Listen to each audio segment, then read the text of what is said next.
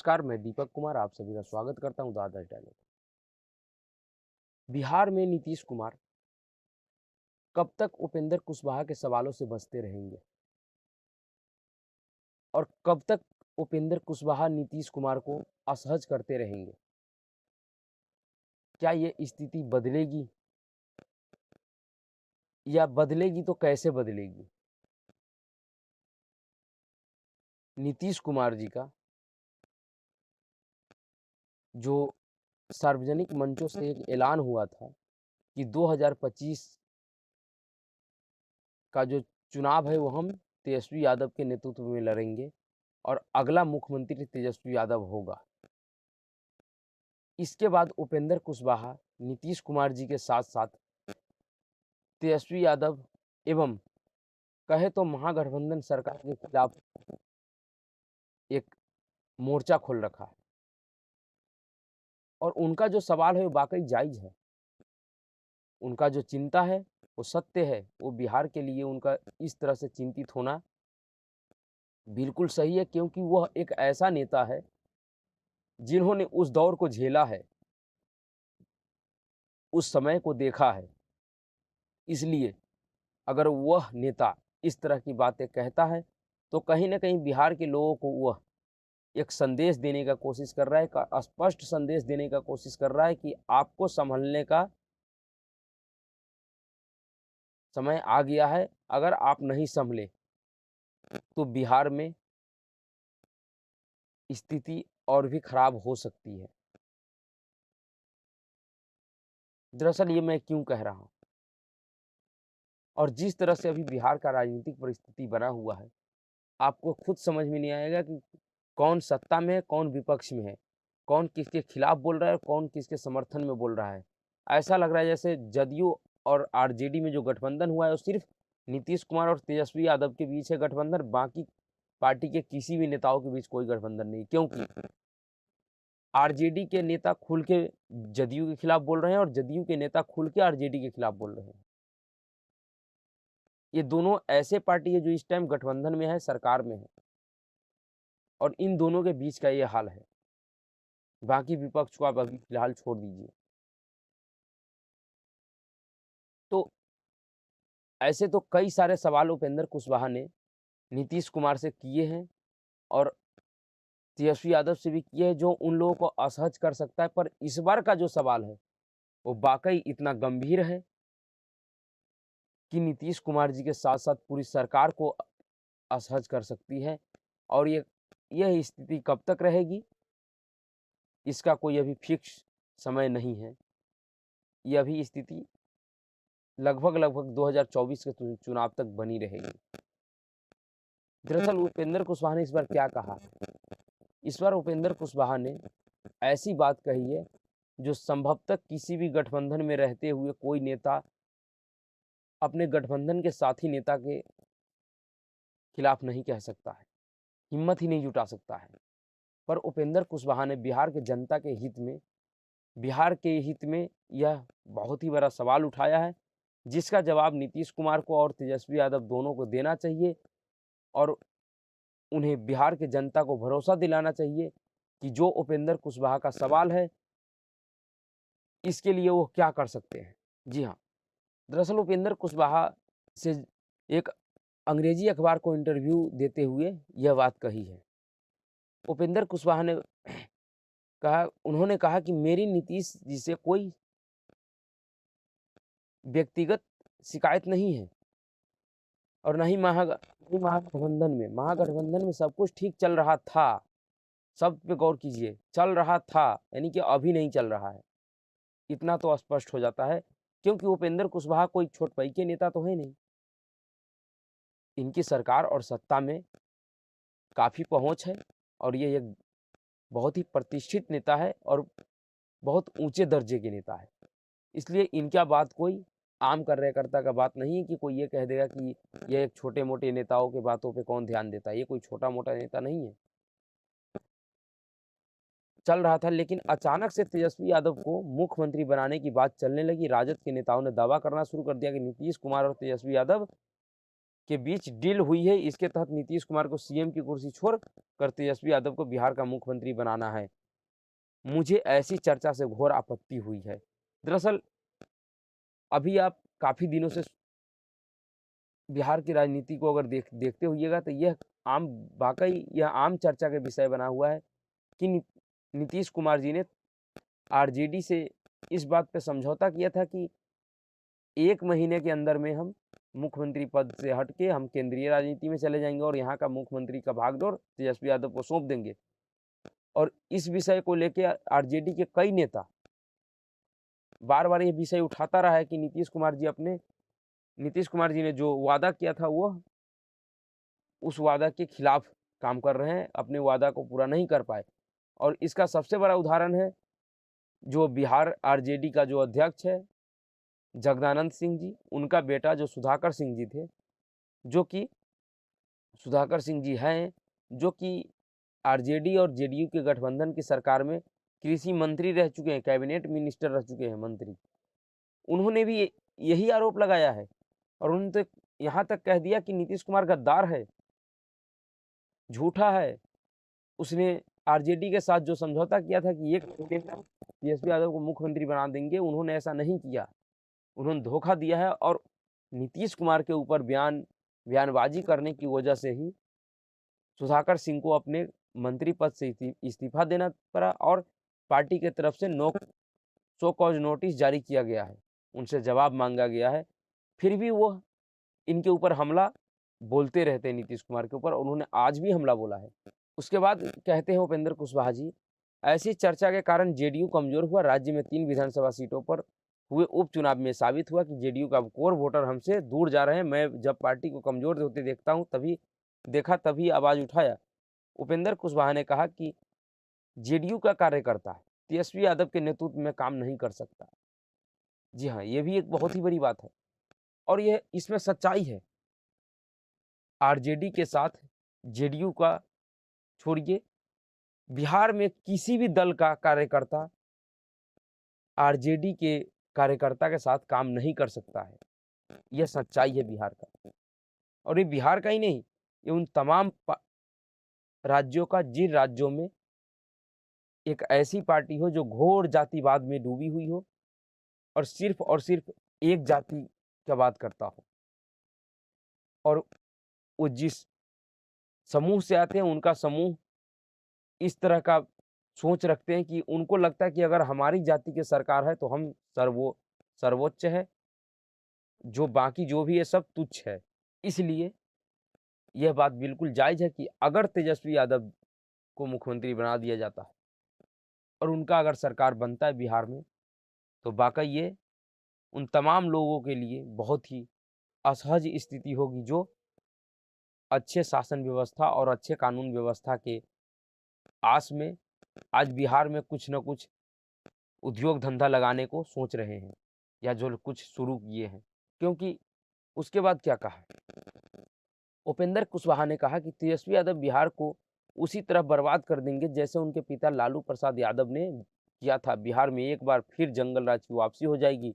जो लोग आज भी उस दौर को याद करके काँप जाते हैं, मैं बिहार के लोगों और जेडीयू के उन लाखों कार्यकर्ताओं की आवाज़ उठा रहा हूँ जिन्होंने जंगल राज और कुशासन के खात्मे के लिए 1 दशक से ज़्यादा समय तक कुर्बानी दी। तो वो यह डर क्यों दिखा रहे हैं? वो क्यों कह रहे हैं कि अगर तेजस्वी यादव बिहार का मुख्यमंत्री बन गए तो बिहार बर्बाद हो जाएगा, पूरी तरह से डूब जाएगा। वो अपने पिता लालू प्रसाद यादव की तरह बिहार को बर्बादी के रास्ते पर ढकेल देंगे। तो यह डर उपेंद्र कुशवाहा ने क्यों दिखाया? बिहार के लोगों को दरअसल वो क्या समझाना चाह रहे हैं? दरअसल वो बिहार के लोगों को यह समझाना चाह रहे हैं कि नीतीश कुमार जी का जो हालिया स्थिति है राजनीति में, वह उसी तरह का स्थिति हो गया है कि जैसे तोते का प्राण किसी राजा का प्राण तोते में अटका हुआ था। एक कहानी है जिसमें एक राजा का प्राण तोते में लटका हुआ होता है। तो उसी तरह से अभी नीतीश कुमार का प्राण कुर्सी में अटका हुआ है, क्योंकि यह एक ऐसा नेता है जो बिना कुर्सी के नहीं रह पाएंगे और उस कुर्सी को पाने के लिए ये कुछ भी कर सकते हैं। यह ऐसे लोगों को सत्ता सौंप सकते हैं, जिनके अराजकता से बिहार के लोगों ने 15 सालों तक परेशान रहा, बिहार के लोगों का पलायन बढ़ गया, बिहार में कोई उद्योग धंधा नहीं लग पाया और बिहार के लोग सिर्फ मजदूर बनते रहे, मजबूरी में मजदूरी करते रहे। उसी डर को, उसी समय को याद दिलाने की कोशिश कर रहे हैं बिहार के लोगों को उपेंद्र कुशवाहा, और सिर्फ उपेंद्र कुशवाहा नहीं कर रहे हैं। अगर आप प्रशांत किशोर के जो जन स्वराज यात्रा चल रहा है, उनके यात्रा को अगर देखे होइएगा, उनको फॉलो करते होइएगा, तो आपको पता होगा कि प्रशांत किशोर जी खुल्लम खुल्ला लालू प्रसाद यादव उनकी एवं उनके शासन व्यवस्था के खिलाफ जंग छेड़ रखे हैं। वो जहाँ भी जा रहे हैं, वो भी समाज को उसी जंगल राज की याद दिला रहे हैं और वो खुला कह रहे हैं कि आप कैसा समाज है जो आपको कोई भी नेता एक बार ठगेगा, 2 बार ठगेगा, 3 बार ठगेगा, बार-बार तो नहीं ठग सकता ना। दरअसल वो भी बात बिल्कुल सही कह रहे हैं कि क्या कारण है कि बिहार के लोगों को, बिहार के राजनीतिक दल, खास करके क्षेत्रीय छत्रप सिर्फ छलते रहे हैं। छलने के अलावा कुछ नहीं दिया बिहार के लोगों को। उस 15 साल के शासन व्यवस्था में जो लोग रहे होंगे, उनको पता होगा कि उनके साथ उस 15 साल में क्या-क्या हुआ और बिहार को किस दुर्दशा में पहुँचा दिया गया। जिस बिहार में आज़ादी से पहले की 40 चीनी मिलें थी, कई एक कपड़ा मिल, जूट मिल इत्यादि थे, आज वो सारे बंद पड़े हुए हैं। लगभग उन 40 चीनी मिलों में से 5 से 7 चीनी मिल अभी चल रही हैं बिहार में, नहीं तो लगभग सभी चीनी मिल बंद हो गई हैं। रेलवे प्रदेश का ऐसा हालात हो गया है कि रेलवे का पटरियाँ, रेल का इंजन, रेल का डिब्बा सब चोरी हो रहे हैं बिहार में। अभी का जो इस टाइम का जो जब से यह गठबंधन बनी है, नई गठबंधन जेडीयू और आरजेडी का, तब से बिहार में स्थिति और कितनी गहराई है। अगर बिहार के परिस्थितियों को अगर आप गौर करते होइएगा, देखते होइएगा, तो ऐसा आपको कोई भी दिन नहीं मिलेगा जिस दिन बिहार में कोई बड़ी वारदात नहीं होती है। बिहार में कोई बड़ी वारदात नहीं होती है, कोई बड़ी घटना नहीं होती है। चाहे मर्डर का हो, अपहरण का हो या किसी भी चीज़ का हो। गोलीबारी तो बिहार में आम हो चुकी है। अभी किस तरह से छपरा में कितना बड़ा जातीय उन्माद फैला है। और नीतीश कुमार जी अपनी राजनीतिक महत्वाकांक्षा के लिए उन सभी अनैतिक मांगों को, अनैतिक कार्यों को कर रहे हैं, सहमति दे रहे हैं, उनको पूरा कर रहे हैं, जो इस बिहार के लिए और खतरनाक साबित होगा। जिसमें जातिगत जनगणना सबसे बड़ा कुठाराघात है बिहार एवं बिहार के लोगों के ऊपर। इससे जातिवादी उन्माद के अलावा कुछ समाज में और कुछ भी बदलाव नहीं होगा। सिर्फ और सिर्फ एक जातिवादी उन्माद फैलेगा। तो उपेंद्र कुशवाहा जी का यह चिंता बिल्कुल जायज़ है बिहार के लिए, और बिहार के लोगों को जो मैसेज देना चाहता है, उन मैसेज को बिहार के लोगों को समझने की ज़रूरत है और विचार करने की ज़रूरत है कि कोई भी नेता अपने ही खिलाफ, अपने ही पार्टी के खिलाफ, अपने ही मुखिया के, सरकार के खिलाफ इस तरह का बयान क्यों दे रहा है। अगर वो दे रहा है तो उस बयान का कोई बहुत ही बड़ा महत्व है, उसका कोई मतलब है बिहार की स्थिति से, बिहार के भविष्य से उसका कुछ न कुछ लेना देना है, जब भी कोई नेता इतना बड़ा रिस्क लेता है। नहीं तो उपेंद्र कुशवाहा को क्या है, अगर वो चाहते तो वो भी अच्छा खासा कोई मलाईदार मंत्रालय लेके बिहार सरकार में मलाई खा रहे होते। लेकिन उन्होंने ऐसा नहीं किया, क्योंकि उनको पता है कि यह ऐसा समय है कि बिहार के लोग एवं बिहार का जो सरकार है, वो उस दौर से बिहार को इतना आगे ले आया है कि अगर यहाँ से एक छोटी-सी गलती बिहार को फिर से उसी दौर में लेके जा सकती है। जिसके लिए बिहार पूरे भारत में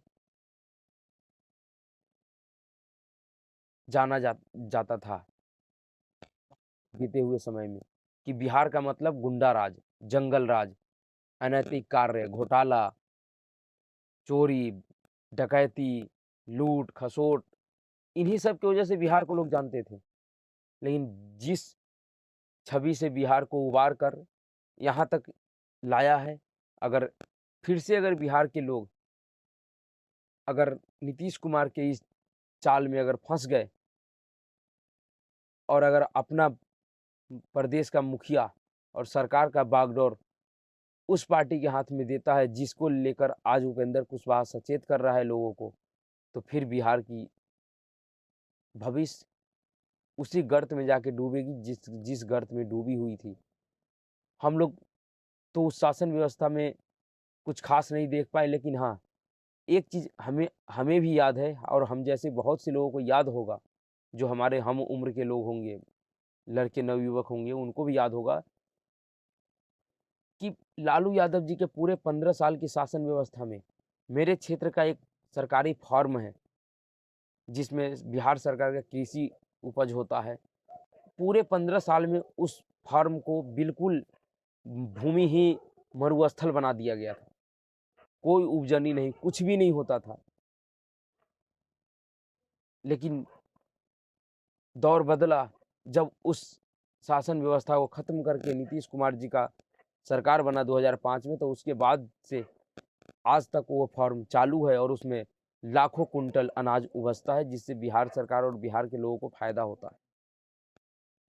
तो मैं तो सिर्फ़ उसी उदाहरण को देखा हूँ और उससे ही मैं समझ पाया कि जिस सरकार के शासन काल में एक कृषि आधारित फॉर्म नहीं चल पाया, उसके शासन व्यवस्था में उद्योग धंधे का क्या हाल रहा होगा और क्या कारण है कि बिहार से लोग दूसरे प्रदेश में जाके बड़े-बड़े उद्योगपति बन गए, पर वो बिहार में नहीं बन पाए। दरअसल उसी डर को, उसी समय को उपेंद्र कुशवाहा और प्रशांत किशोर बिहार के लोगों को याद दिलाना चाह रहे हैं और जागरूक कर रहे हैं कि आप भूलिए मत अपने बीते हुए कल को, याद रखिए हमेशा। तो बिहार के लोगों को भी विचार करना चाहिए और समझना चाहिए उपेंद्र कुशवाहा की बातों को, और जब भी बिहार के लोगों को मौका मिले तो किसी भी बहकावे में ना आके अपना भविष्य तय करें और मजबूत हाथों में दें। आज के लिए इतना ही। अगर आपको वीडियो अच्छा लगा हो तो वीडियो को लाइक कीजिए, शेयर कीजिए और चैनल को सब्सक्राइब कीजिए। धन्यवाद।